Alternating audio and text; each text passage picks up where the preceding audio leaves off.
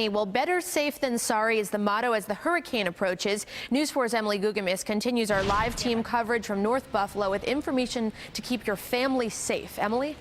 Yeah, and Alina, during bad storms, you not only have to worry about the elements, but some of those devices that are supposed to make life a little bit easier. If you ask a Western New Yorker if they've been through a bad storm, there's typically more than one story to tell. Well, we've had October storms and stuff like that. That was by far the worst storms. We lost power for 7 days. But do you know how to brave a storm and do it safely? Generators are selling out, so if you're among one of the lucky who has one, keep a few things in mind. It's just like a car. Don't use it in an enclosed space. It produces carbon monoxide. Generators can also be a fire hazard. It's best to keep them at least 10 feet from your home. So it can melt siding from the exhaust. It can create fires from sparks. If you have a sump pump, you may want to think about a backup. If in the event that you do lose power, the stores do have water backup pumps that can operate off of water power. And if you use a propane or natural gas heater, ventilation is key depending on the kind of heater. There's two different types of natural gas heaters, vent-free and vented.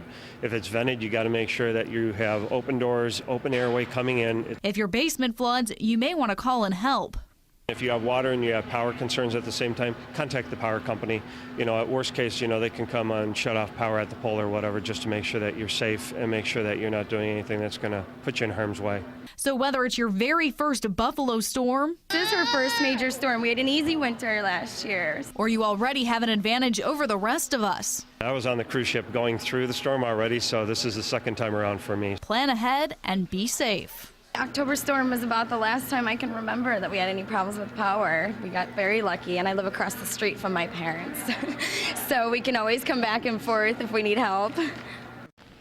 And generators are hard to come by. This Home Depot on Elmwood across the street here, they're currently sold out. They may be getting more shipments in. They say to call first before heading over there if you're interested in a generator. But when it comes to generators, sump pumps, heaters, make sure you check those owner's manuals because each model operates differently. Reporting live, Emily Gugamis, News 4 at noon. Thank you very much, Emily. And this